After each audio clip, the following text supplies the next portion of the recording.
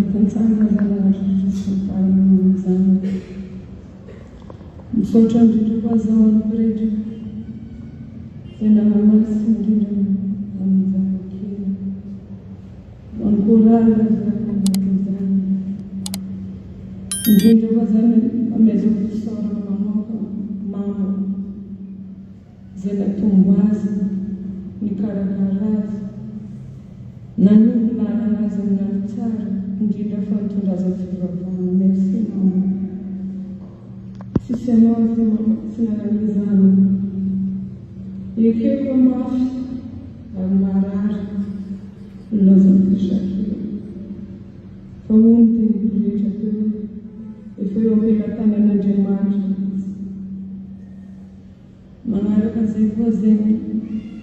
eto zanahatra kely ametraka fifona ho an'ny papanzana fifona zava mifona fotra lasa hely fotoana eo atakilazana fona makasitraka na mijiaby dinakely amin'ny fitiava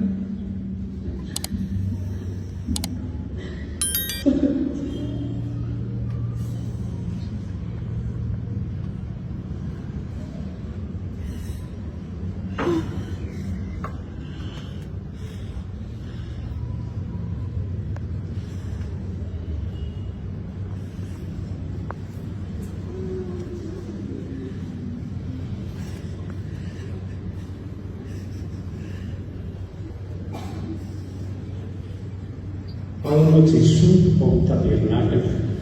ianareo pretra efatran-draharaha ianareo tompon'andraikitra atao fiangonana ny filan-kevitra pastoraly